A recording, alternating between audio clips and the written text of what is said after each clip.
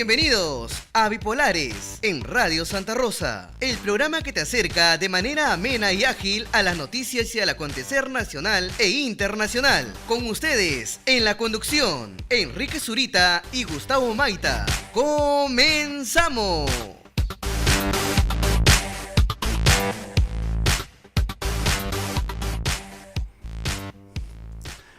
Son las 9 de la noche en la ciudad de Lima. Bienvenidos todos a Bipolares. Mi nombre es Enrique Zurita y junto a Gustavo Maita vamos a compartir toda esta hora con información, con muchas noticias y con el acontecer nacional e internacional que a todos nos interesa. Recuerden que pueden seguirnos a través del Facebook en Radio Bipolares, también en el Instagram con Radio Bipolares, en el Twitter estamos como Radio Bipolares 2. Tenemos el WhatsApp y nos pueden escribir al 964-730-888. Repito, el 964-730-888. Y también se pueden comunicar con nosotros al teléfono de cabina al 427-7488. 427-7488. Bienvenidos a Bipolares. ¿Cómo estás, Gustavo? ¿Qué tal? ¿Cómo te encuentras? Pues bien, aquí con muchas ganas de comenzar este viernes. Pero antes agradeciendo, ustedes ya saben, a ATM Assistance, la compañía de seguros de viajes con cobertura mundial. Y ATM cuenta con el respaldo más grande de redes asistenciales y otras compañías líderes en asistencia integral al viajero. ATM brinda servicios de atención de excelente nivel a precios que se ajustan a tus necesidades. ATM junto a Travelers y creceperú.com, creceperú.org, ¿verdad? Internacional, ajá. cpinternacional.org hacen posible la emisión de este programa. Y tenemos para comenzar la edición número 21 ya de Bipolares al profesor Juan Cadillo, ¿verdad, Enrique? Así es. ¿Y quién es Juan Cadillo, Gustavo? Pues que nos diga él mismo. Excelentísimo profesor, ilustre, gracias por venir. Profesor Juan, ¿cómo está? Muy buenas noches. Todo el Perú lo escucha. Muy buenas noches, gracias Enrique, gracias Gustavo por la invitación. Bueno, Juan Cadillo es un maestro de Huaraz, trabaja en el aula de innovación. Ya voy a cumplir casi 25 años de servicio educativo. Y en realidad muy contento de que poco a poco pues, se va introduciendo la tecnología, pero fundamentalmente tenemos que mejorar la calidad de la educación. Así es. Tú lo que pretendes es que los alumnos logren un manejo de la tecnología, ¿no? Y los entornos virtuales desde pequeños.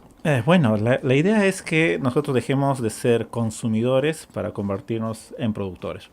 Entonces, esa es la idea central, que significa que en la sociedad del siglo XXI, ¿quiénes son ciudadanos globales?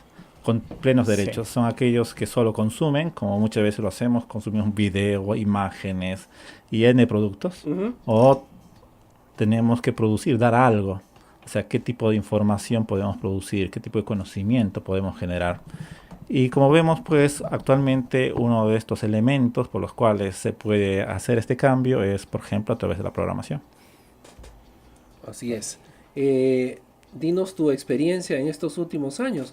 Aquí en esta nota de prensa nos dicen que has quedado entre los 50 mejores maestros del mundo en el Global Teachers Prize de la Fundación Varkey en el 2017. ¿Qué significa eso y qué responsabilidades trae?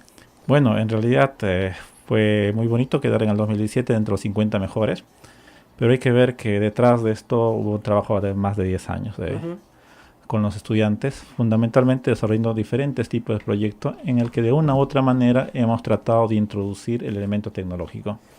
Hay que ver que hace algunos años en realidad no sabíamos cómo enseñar con tecnología y poco a poco nos vamos dando cuenta que no es simplemente usar la tecnología, sino fundamentalmente es lograr las capacidades y las competencias de los estudiantes. Y esas capacidades y esas competencias a lo largo de la historia se han ido modificando. Sí. ¿Y cómo has visto la evolución de los estudiantes en la actualidad en el Perú? Yo veo que los chicos hoy en día son bastante digitales, ¿no? Sí, en realidad son muy digitales, pero les falta aspectos del pensamiento crítico. ¿Qué significa esto? Que ellos consumen gran cantidad de información, de repente producen algún tipo de información, pero en realidad lo que requerimos es saltar de ese consumismo que simplemente tú das un video o generas una corriente, entre comillas, de opinión, a generar otro tipo de productos. Estos tipos de productos, por ejemplo, es el análisis de la información. O sea, ¿qué hago yo con toda la información que hay en Internet? ¿Qué hago yo con estos dispositivos que cada vez son más potentes? Si actualmente un celular tiene más potencia que aquel dispositivo que llevó al hombre a la luna, entonces estamos desperdiciando mucha capacidad de cómputo. Entonces, esta capacidad de cómputo está muchas veces presente ya en las aulas y en los centros de cómputo, pero estamos malgastando toda esta enorme oportunidad que nos da la tecnología. Sí, y yo he visto, bueno, la evolución. Nos ha tocado vivir unos cambios radicales. A ti también, ¿verdad, Juan? Hemos visto de repente tener una Pentium 2 en casa en los 90, que era de repente el uso doméstico, que uno podía tener una computadora con una impresora matricial. El acceso al internet era escaso en el 97, 98, 99 y poco a poco ha ido evolucionando. Llegó el internet a nuestras casas, a nuestros equipos y la vida nos cambió totalmente. Hoy en día pedimos comida por nuestro teléfono, pagamos nuestras cuentas por nuestro teléfono, avisamos a nuestros padres que vamos a llegar tarde o temprano, ¿no? Nos reportamos, tenemos un Google Maps que nos indica dónde están las cosas. O sea, en 14, 15 años nos ha cambiado totalmente la vida.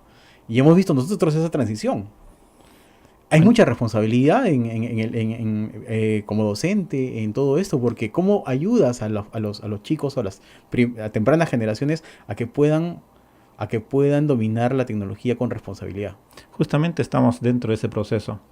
Mira, cuando yo me inicié con el uso de la tecnología y tratar de introducirla dentro de las aulas, al inicio no teníamos modelos de cómo implementar la tecnología. Tú podías buscar en los videos en YouTube en esa época y lo que podías encontrar era totalmente escaso. Entonces así iniciamos, en realidad tratando de utilizar o de dar ejemplos con los estudiantes. Ellos creaban sus tutoriales. Intuitiva. Exacto, creaban sus tutoriales, trabajábamos con títeres y luego ellos hacían animaciones por computadora para, con el contenido que se había logrado, tratar de introducir este elemento digital. Y al inicio, pues, la tecnología guiaba el aprendizaje. Entonces teníamos un sentido más de tratar de utilizar la tecnología. Lo que actualmente sabemos y hemos aprendido, es que lo fundamental es que el aprendizaje tiene que guiar a la tecnología. Eso significa que tenemos que determinar qué queremos lograr con los estudiantes y en función de lo que queremos, podemos seleccionar diferentes elementos tecnológicos para lograr nuestro objetivo. Antes, al contrario, buscábamos cualquier tipo de dispositivo, cualquier tipo de tecnología. Yo podía encontrar un blog, yo podía encontrar de repente códigos QR y los trataba de coger y en función de eso hacer algo en educación. Entonces a eso le llamamos, entre comillas, innovación. Pero actualmente nos damos cuenta que ese no es el camino, sino el camino es: nosotros nos fijamos los objetivos, nos fijamos las competencias que deben desarrollar los estudiantes y en función de esas herramientas que son los contenidos, también fijamos un conjunto de estrategias didácticas y es la tecnología la que tiene que lograr eficiencia en el desarrollo de estas estrategias didácticas. Interesante, pero también o sea, hay colegios, y sabemos cuál es la realidad que vivimos, hay colegios que están muy bien preparados y, bueno, de una clase social mejor, ¿no? Una clase social más alta, y ellos sí pueden tener acceso a estas tablets y celulares, computadoras. Pero ¿cómo hacer que estos programas tecnológicos lleguen a chicos que en pueblos remotos, en sitios donde hay pobreza, donde un celular es una cosa extraña? ¿Cómo hacer? Bueno, en realidad ha habido varios intentos. Uno de ellos pues fue la XO, la famosa laptop verde de la OLPC. Entonces fue un intento de masificar la tecnología en los espacios más pobres. Pero en realidad, cuando nosotros vamos analizando, cualquier proyecto en el siglo XXI tiene que tener esos tres elementos: el hardware, las aplicaciones o software y las telecomunicaciones. Hay un intento, si no me equivoco, de proveer, no sé, creo que en la India, de unas computadoras de $100. Exacto, ese era el proyecto, ¿no? Y acá también no costó esos $100, sino decían que costaba 180, 190, bueno. Pero Ya toda esa tecnología está... ¿Y en qué quedó ese programa? Bueno, se repartieron más de 500.000, si de repente me equivoco un poco más, un poco menos Ya, de laptop, eso fue en la época de Alan García. ya. Sí. Sí, fue todo un programa masivo que trataba de influir sobre las escuelas. ¿Cuál era la debilidad? La debilidad es que se entregó la infraestructura, pero no se entregaron la capacitación necesaria, o sea, el uso pedagógico que se tenía que hacer Claro. de los dispositivos. ¿Cómo manejarlo? Entonces, y el elemento acá es que también hemos ido aprendiendo que los profesores, por lo general, y el propio sistema, no tiene tolerancia al error. ¿Qué significa esto?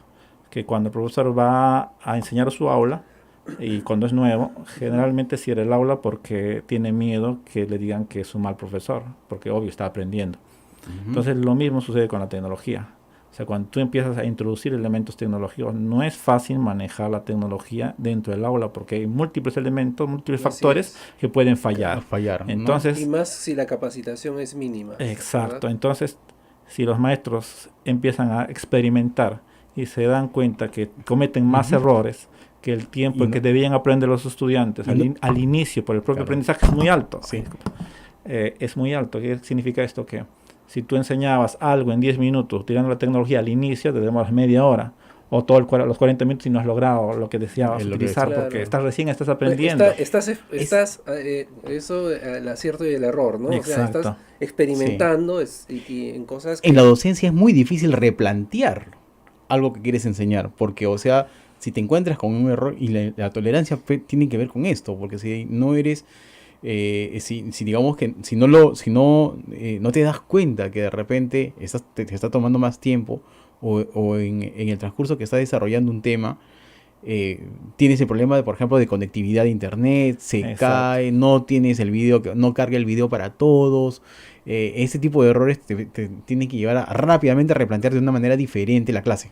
Exacto, entonces al tener más tiempos y más errores, entonces los maestros Claro, siguen utilizando no, las estrategias que son tradicionales. exacto. Entonces hay un temor muy grande de cometer errores. Entonces, por lo tanto, ese es el primer factor.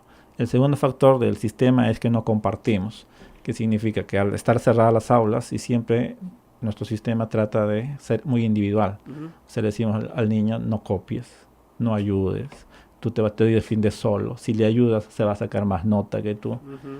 Entonces, por lo general, todos trabajamos de manera individual. Y los maestros también. Hay muy buenos maestros, pero que reinventan la rueda. ¿Qué significa esto? Que desarrollan un conjunto de estrategias y que van mejorando año a año.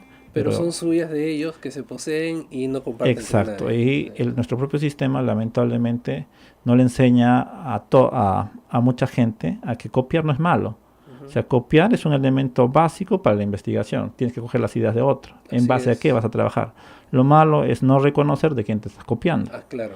Entonces, esto es importante que todos debemos entender. A veces en las propias clases de los maestros dicen el maestro tiene que crear algo totalmente nuevo. O sea, sus unidades de aprendizaje, sus sesiones de clase tienen que ser totalmente nuevas. Entonces, por lo tanto, en esa idea de que todo tiene que ser nuevo, hay demasiado desperdicio de tiempo, cuando en realidad muchas cosas podríamos reutilizar. Y si nosotros viéramos estrategias de los maestros, por ejemplo, filmando sus clases, o que los propios maestros filmen sus clases, si les ha salido bien o les ha salido mal, entonces iría mejorando. Entonces tenemos que ver estrategias más creativas para enseñarle a los maestros y a los propios niños y a los padres de familia que es necesario compartir y colaborar, que es un aspecto básico que nos demanda el siglo XXI. ¿Y tú te estás dedicando ahora a capacitar profesores? Bueno, hago muchas funciones. En realidad trabajo dentro del colegio, también tengo oportunidad por Fundación Telefónica. Ya. Soy asesor externo que me invitan a dar capacitaciones. Ya. Y también los fines de semana pues recorro el país por invitación sea de los SUTE regionales, sea del propio SUTE o de otras organizaciones, tratando de difundir estos conceptos y tratando de que los maestros aprendan algo de tecnología. Pero ahora, ahora ya no necesitamos de una computadora para estar metidos en el mundo digital. Ahora simplemente con un smartphone o una tablet, ¿no? de baja gama, o una tablet, pero ya las tablets pasaron de moda. Un celular, un smartphone de baja gama, pues tranquilamente puedes estar conectado y eso también sirve para meter a los chicos en esto de la tecnología, ¿cierto? Exacto. Mira, imagínate, la última conferencia que di ha sido el día jueves. El día jueves me presento al colegio, no había proyector, había una computadora, el internet teníamos que proveer en ese momento, y habían cerca de 120, 130 maestros, incluso de repente más. Entonces tú tienes que hablar 4 horas sobre tecnología, ¿cómo haces? Entonces lo que hice fue justamente utilizar el celular, compartí con ellos una de las diapositivas, las fuimos cargando, cada uno con sus datos, en su celular. Entonces yo tenía la computadora ahí, pasaba y todos veían la misma diapositiva. Entonces nos conectamos a través de una aplicación y fluyó tranquilamente. De esa manera también puede fluir en clases, ¿no? Con los chicos. Exactamente, o sea, muchos censuran el uso de los celulares en las escuelas, pero nos estamos dando cuenta que estamos infrautilizando un recurso. Por lo general, los celulares están muy asociados al juego. Está bien. Y a las redes sociales. Y a las redes sociales. Pero está bien, que la gente tiene que ocupar su tiempo libre, pero ahora tenemos que ofrecerle instrumentos al niño que le permitan estudiar. Y ya existen esos instrumentos. La cosa es que nosotros tenemos que repetir ciertos criterios y ciertos elementos para que el chico se le grabe ahí que tienen que tener reglas, que tienen que tener horarios para hacer determinadas actividades productivas con los dispositivos. Claro. Y para eso requerimos modelos. Y esos modelos necesariamente, ya que el padre no los tiene, se los tiene que dar el profesor. Claro. Entonces, si el profesor lamentablemente no tiene este dominio de la tecnología, entonces va a ser muy poco los elementos que puede cambio. ¿Cuál es tu experiencia con los padres de familia? ¿Están con ganas de que sus hijos estén en un celular y tratando de aprender a estudiar? Mira, porque el concepto parece bien extraño, ¿no? Oye, en el celular, ¿qué vas a hacer? ¿Vas a estudiar? Bueno, hay que hablar de contextos y contextos.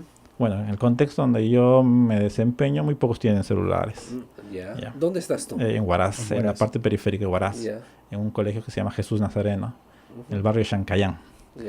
¿Qué hicimos? Mira, por lo general nosotros utilizamos las laptops, tenemos ahora tablets, pero en ese momento las laptops, y quisimos hacer un cambio, utilizar más material digital, que los chicos creen sus propios videojuegos, que hagan sus propias animaciones, que creen sus cuentos a través de una aplicación que yo diseñé.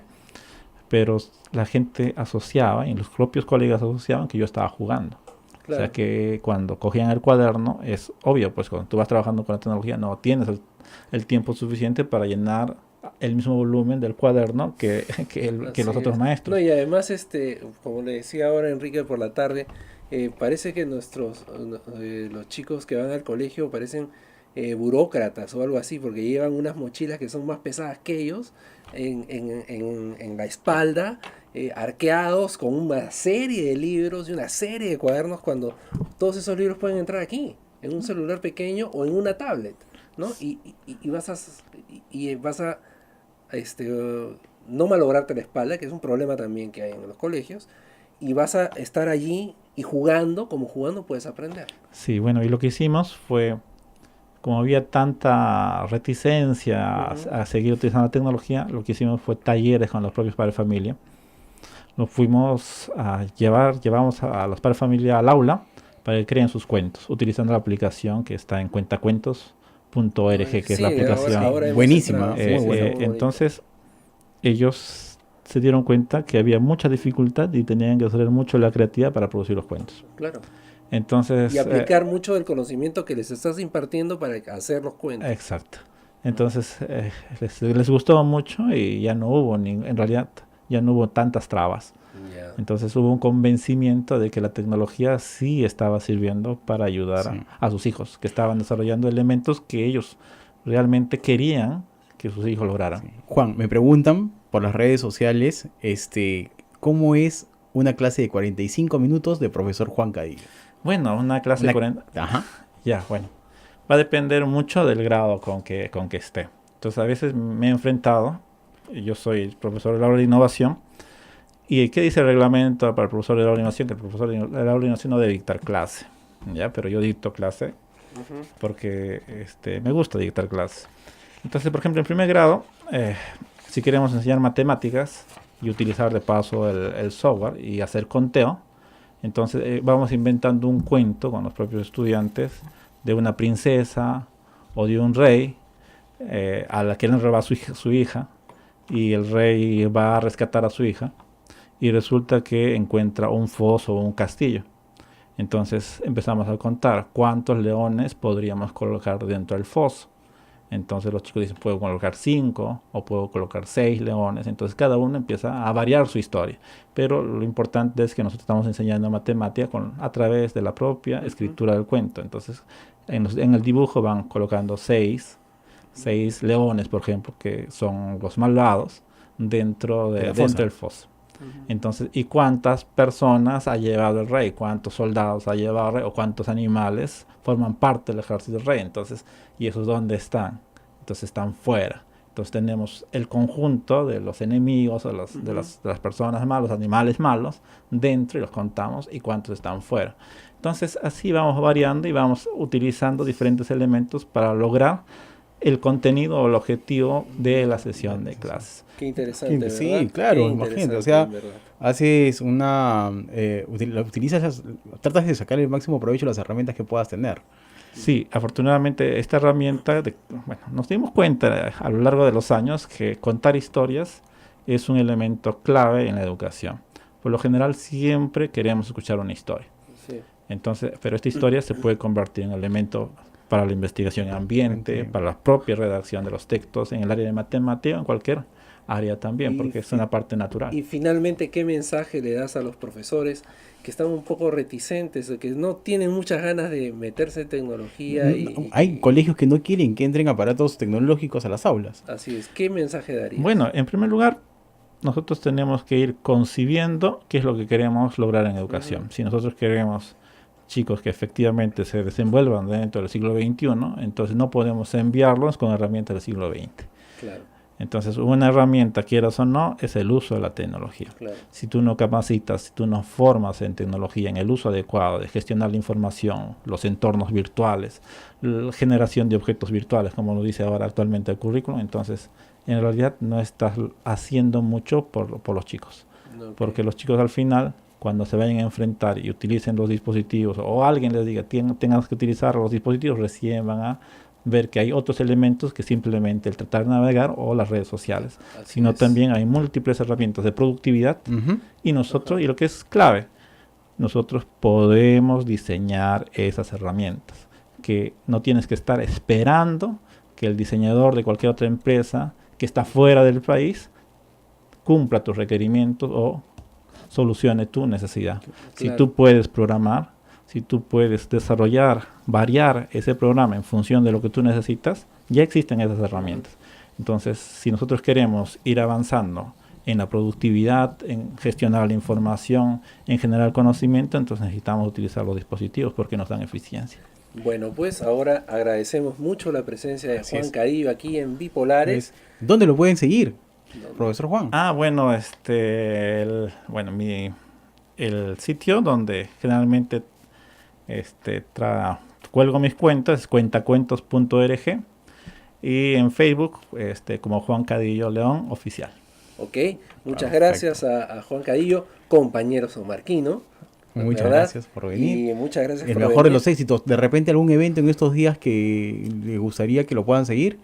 Bueno, ahora no me acuerdo mucho. Sí, no se me acuerdo. Muchas gracias. Muchas gracias, profesor Juan. Gracias por claro. ilustrarnos en todo este conocimiento Así importante es. sobre la tecnología y la educación. Y nosotros tenemos que decirles que Crece Perú Internacional te acerca al mundo académico y empresarial de todos los países más importantes del mundo. Crece Perú Internacional desarrolla productos educativos con contenido formativo para universidades, colegios e institutos. Contáctanos y te sorprenderás con toda la oferta educativa que tenemos. Informes en cpinternacional.org, en el Facebook de Crece Perú Internacional. Teléfono 4 veces 9 67 3 veces 0. 4 veces 9 67 3 veces 0. Crece Perú Internacional. Vive la experiencia.